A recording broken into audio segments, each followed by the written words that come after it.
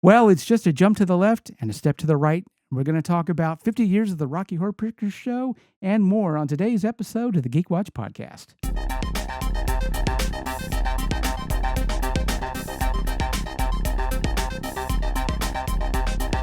This is the Geek Watch Podcast with Brian Hatcher and Mandy Petrie.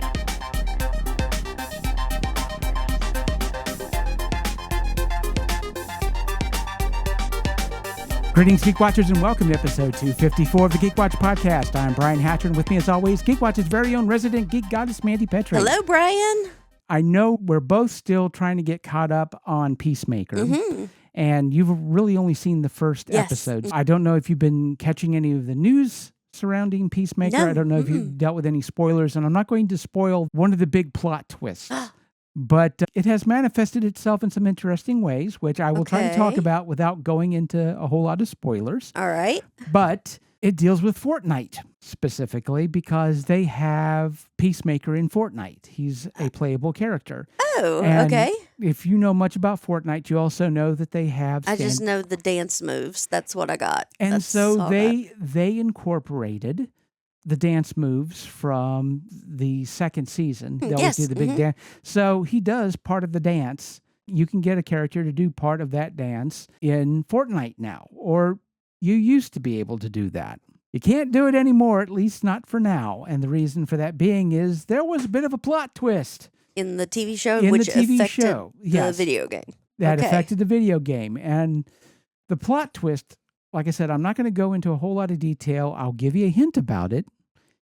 It was a subject that was touched upon in Ncuti Gatwa's first season of Doctor Who. There was a plot in that first season that is very similar to what the plot twist is in season 2 of Peacemaker. And that's all I'm going to really say about that. I know you now have the furrowed brow and you're like, what the heck? Right. But I would say this, Peacemaker handled the subject, I think, a little bit better than they did in Doctor Who. Okay. Actually. Yeah. But here's the thing. The section of the dance that they put into Fortnite, people were looking at that dance going, oh, they were telling you what was going to happen in the show on the dance. Okay, I get it now. I see that's like an Easter egg, is that they're telling you what the plot twist is in the dance.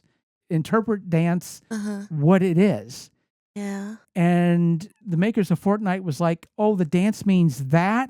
Oh, we got to yank it then. We can't have the dance if that's what it means. Wow. I know. Like I said, I can't explain more than that without going into spoilers. But yeah. Man, they got the ticket for the long way round on that one. Very likely this part of the dance is an interpreted dance that means something in particular that Fortnite didn't feel comfortable with. They yanked it. They're still doing some investigation. I don't know. At this point, I haven't read anything or seen anything online that has said that James Gunn has acknowledged that the dance represented this particular thing. I can see why they would be concerned about it, especially if it turns into what's known as a dog whistle. And so they're wanting to err on the side of safety in this, and I get it. I just think this is kind Why don't they just use dance moves from the first season? Because that was a cool dance. Oh, there you go. Well, they may wind up doing that. And that was the point of that dance, was that people who couldn't dance could learn this dance. Yeah. People who had never trained in dancing could learn the Peacemaker dance. That was the whole Well, point you of can that definitely choreography. learn the second Peacemaker dance. Just watch the show first to see if you want to. Okay. We will just say that. Okay. And that's, like I said, I can't really go into any more detail without going into spoilers. But yeah, that became a thing. And of course, I've been counting down to Wicked. We've seen some more.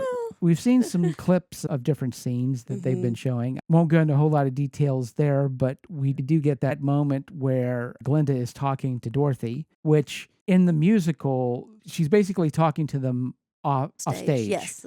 So you don't ever actually see Dorothy. Steal a dead woman's shoes. Were you born in a barn? Yes. We're a little bit more than a month away now at this point, since we are now dipping into October. And October, Halloween season for those who are rank amateurs at Halloween season. For those of us who are old hands when it comes to Halloween season, of Year course. round. Yeah, Year well. round. It's a lifestyle. Yeah, at this point, you're basically looking for sales. And there are a lot of great sales. right now. But yeah, this is a time where it's mostly Christmas stuff now. Yes. Because that's just the way that it is. But I have prepped and prepared, and this was a really good Halloween season. There was a lot of great stuff out there. And I do still will likely make one more trip to Spirit Halloween. When I went like the first day they were open, I don't necessarily think they had everything out, but I am going to check their home decor stuff and their housewares to see. Yeah, that's what I got. I got some blankets and some magnets. What did you get? I got a Ouija board blanket, a new planchette magnet because mine had faded already because this is like 2 or 3 years old by now. Oh, yeah. I think that was it. I usually like to get a nice coffee cup or so. Yeah. One tip I always give to people is make sure that you look at the bottom of the coffee cup to make sure it's dishwasher safe. Yeah. Because they're not all dishwasher safe. Even if you're like, well, I'm going to hand wash it, they still fade. Yep. So if you... The effects ones, like if it's got something on there and you pour Like something hot in it and then it'll the blood will come on the curtain or something. Yeah. Those are not dishwasher safe. Oh, yeah. I had a couple of those mugs that I'd gotten from somewhere else. One of them was actually a Doctor Who mug where it had 2 different types of the heat sensitive. So it was like there were 2 scenes on the mug and you had a TARDIS on one scene. And so when you poured the hot drink in, the TARDIS disappeared from one side and reappeared on the other side. Aw, love that. At least it did until someone who thought they were being helpful decided to put it in the dishwasher and wash it. And then it didn't do nothing. No. Yep. And so I lost that one and my Harry Houdini one that was Harry Houdini in chains, but you put the hot liquid in and the chains disappear. Yeah. And then obviously after the dishwasher, not so much again. anymore. But yeah, always double check to make sure they're dishwasher safe. Even if you don't put them in a dishwasher, after countless washings, they'll fade, chip, and all of that. And so if you're planning on using them year long, and I do, I always make sure that I get the microwave safe ones just to be careful. But I did want to spend some time today talking about, which is, for me, a blast from the past. This week is the 50th anniversary for the Rocky Horror Picture Show. Over at the Frankenstein place, Brian. Now, oh, my goodness. Let me ask you, first of all, have you ever seen the Rocky Horror Picture Show in a theater? Have you ever had that experience of like a shadow cast? Not in the theater, no, but it means so much to me. I was a kid the first time I saw it, and it was a special on TV, and they were doing interviews with people, and they would show a live theater crowd of... They would go back and forth between the movie, and then they would show the live theater crowd doing the shadow cast. And I was just in awe of this experience. And it's the first time I had seen anything like this. I was like, what are they doing? And this is so cool. And I want to do this with other movies. And why don't they do this at the movies? And it was just amazing. And Barry Bostwick. See, I was a kid, so it was probably like the 90s, maybe 91, 92 or something, and doing an interview about it. And he was talking about how he was amazed that he would go into a theater and people were yelling at the movie screen and how it touched people and what it meant to people. But no, I have never experienced it live. Not the Rocky Horror Show live or the Rocky Horror Picture Show shadowcast or anything like that, so... Okay, well, let's do a bit of a story time, and this may take a little bit of time, but just to give you an idea about my history with the Rocky Horror Picture Show. 1975, I'm 8 years old, living in Beckley, West Virginia. Oh, my goodness.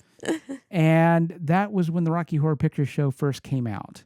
And this was, again, before... And I can't believe they showed it in West Virginia. Yeah, they did, because it was a movie. Now, keep in mind, back in those days... movie theaters had maybe at the most 2 screens, but most of them really only had 1.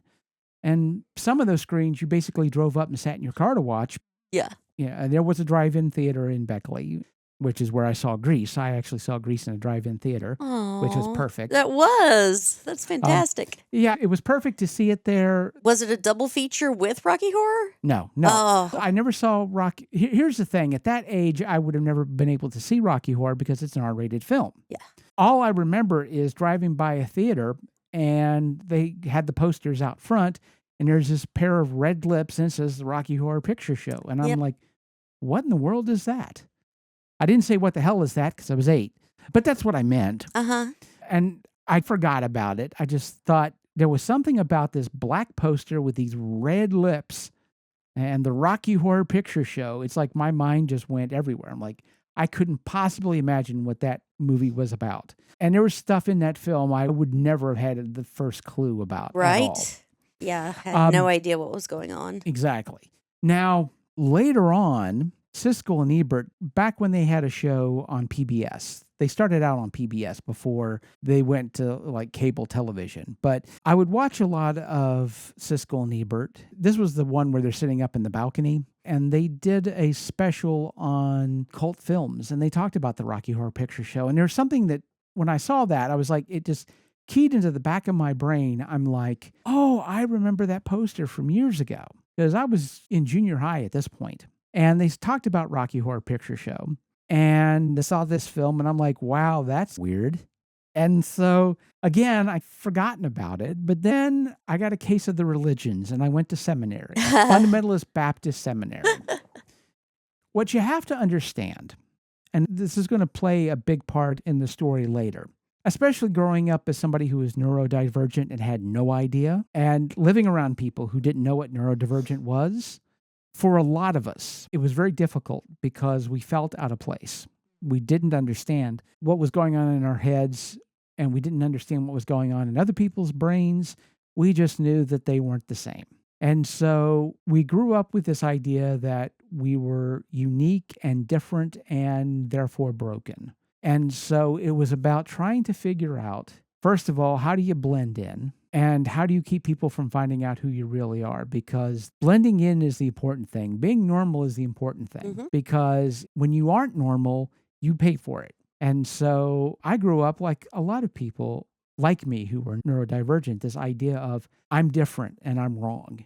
I don't understand why. And I have to figure out what I got to change about myself so I can blend in and have friends. Although for the vast majority of my young life, whenever I did have friends, which wasn't very often, but when I did have friends, I could count them on one hand. When I graduated high school, I never had more than like 2 or 3 friends at a time, ever. My friend groups tended to be very small. But still at that point, even though they were kind of misfits in their own way, I always felt that I needed to make sure that I blended in with them so that I could keep them as friends. I couldn't be my true, authentic self 100% with anyone because the minute I did that, it was over for me. I was going to be alone again. There were those moments in my friend group where I could let little stuff leak out. And that's why in 1983, I started a D&D club in my high school, and we played D&D in the school library. And we're pretty much left alone because nobody understood what the heck we were doing. And this was an official school club. I had a teacher who was willing to sign off on it and be our sponsor, because to have an official club at the high school, you had to have a teacher sponsor. And so Mrs. Corbett, the math teacher, the computer science teacher, became our sponsor. And she didn't know what D&D was. Most people didn't, but she was willing to sponsor us so we could officially get together during our lunch. We'd take our lunch trays up to the library, and I would DM because, of course, I did. And I had 3 players, the 3 people that I hung out with. And so we would play D&D for half hour, 45 minutes that we had for our lunch period. And that was something we did on a regular basis. But I never felt like I was ever going to be an insider anywhere. I was always going to be an outsider pretending to be an insider so that I could associate with other people. And I think that's one of the main reasons why I really fell hard for fundamentalist Christianity. Because at that point, I gaslit myself into thinking, okay, this is something I can fake. I know what the pattern is here. And so I feel... You get love bombed in a church. Yeah, exactly. And so even though I felt like, okay, it's not like I can be my authentic self here, but what I need to do to fit in, it's the easiest pattern to follow. And not saying that I didn't have belief that I was lying about conversion, because I definitely believed it was just a matter of fitting in better here than I can other places because it's easier to do so.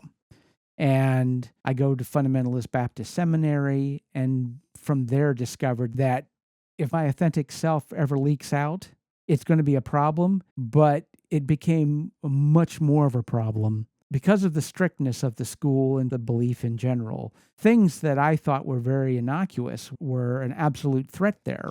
Things like having a library card. I got into so much trouble for the library card. They had their own library that had some books with pages cut out and lines marked through some of the words. Redacted. Exactly. Their newspapers were redacted as well. And so eventually I just knew I just didn't belong there.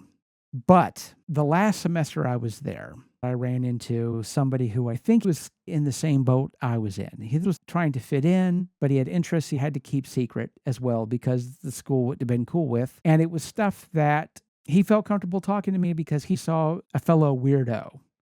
He introduced me to Anne Rice and the Vampire Lestat.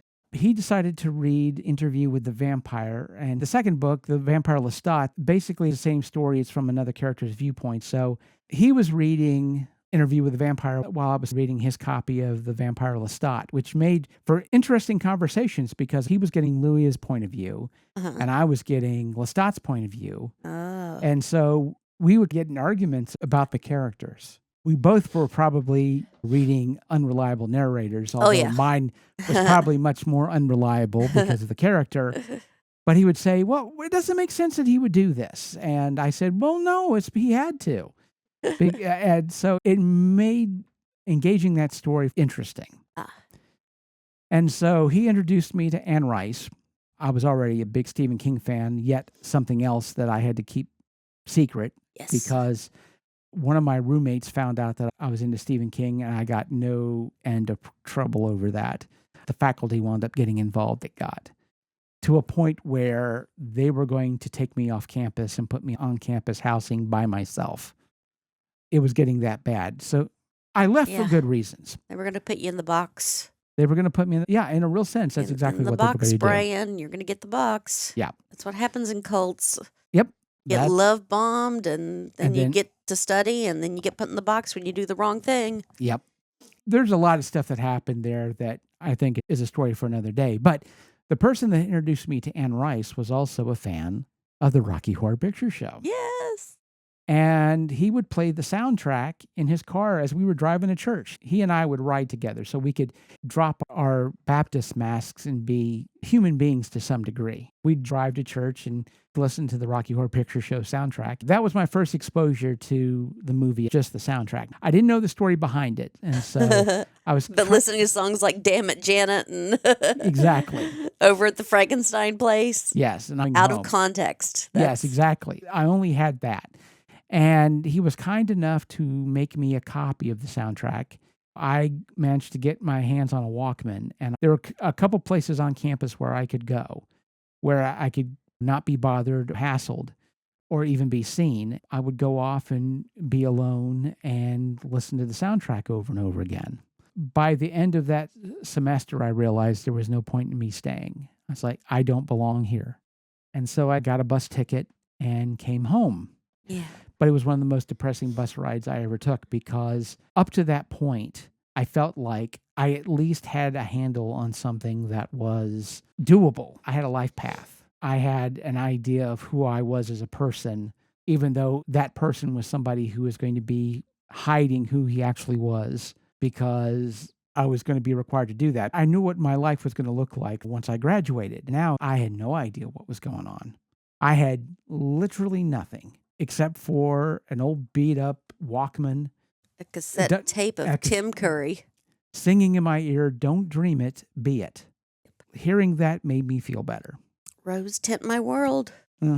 But just that little idea of, well, if you could be something, what would that be? I hadn't really ever asked that question because the truth is, I always felt that what I wanted was going to get me in trouble, and I shouldn't want it.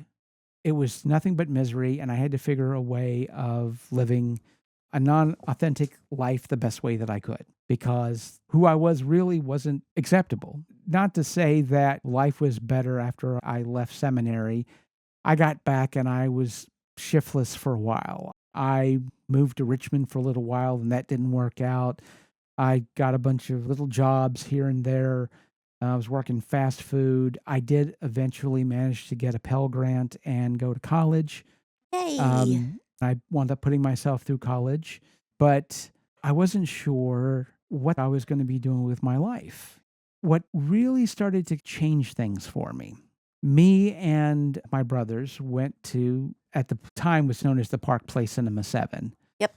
Of course, it's closed at this point now. It looks like they're going to reopen it for a little while for the film festival. Oh, that'd be amazing. So hopefully they can open for good eventually, but it does show that there's still working theaters and all of that in there. It hasn't gone completely to seed. But me and my brothers wanted to go see The Gate. Oh, The Gate. Yes. It was a midnight movie, and we went to see The Gate. And I noticed that one of the midnight movies was the Rocky Horror Picture Show. I was like, I've got to at least watch this once. I've been hearing about this forever. Been listening I know to the all the soundtrack. songs. I know all the songs. I have no idea about the story at all. So the next Saturday, because I knew I wasn't going to talk my brothers into going to see this thing. There was just no way. They're just too straight-laced. But I thought, okay, I'm going to go this one time just so I know what it's about. And so I went, and I finally got to see the story. I got to see the people out front. I was about to say, what did you think when you walked in and saw everyone dressed up, everyone holding bags of popcorns and hot dogs and rice and squirt guns and newspapers? And dressed the way that they were dressed. What went through your mind when you walked in and saw that? Well, I will tell you this. Keep in mind, I was not even a year out of seminary at that point. I had decided to start writing. I'd always wanted to write and decided to pursue that. That's why I went to college. I was going to get an English degree. It's when I first started writing my short stories that didn't go anywhere because they were the beginnings of a writing career. Trunk novels. Yeah, I was good at coming up with weird ideas, but I hadn't realized that not every story has to be like the Twilight Zone where everything has to end in a twist ending.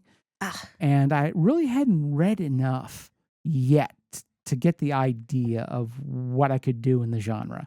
It would be years later before I would publish, but that was my first real moment of writing. And all I'd ever gotten is rejection letters and some harsh criticisms by some people that I paid more attention to than I should have just because of their position in my life.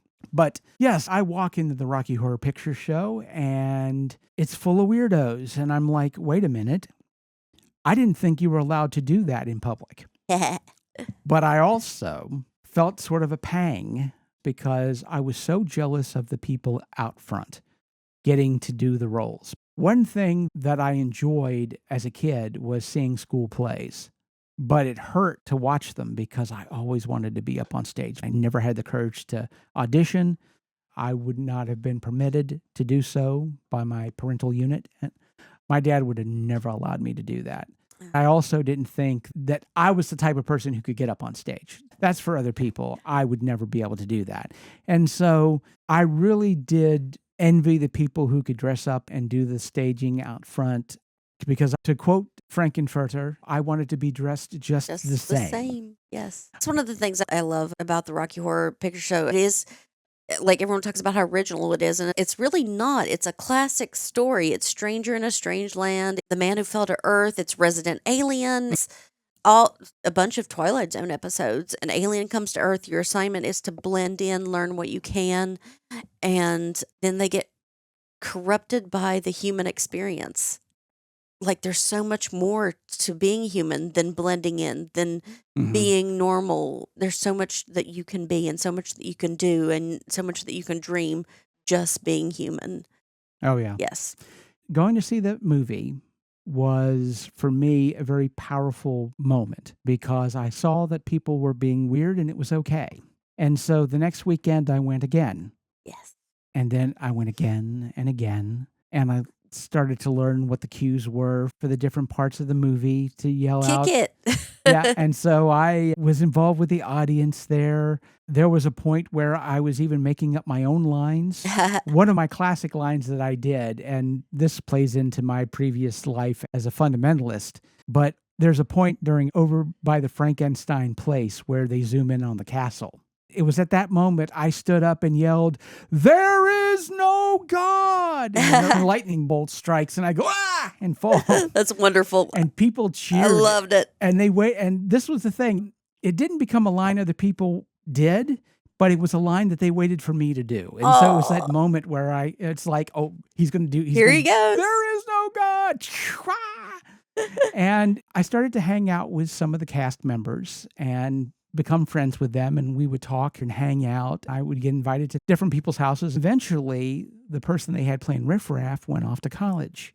And they asked if I would be willing to do Riff Raff. Oh, yay.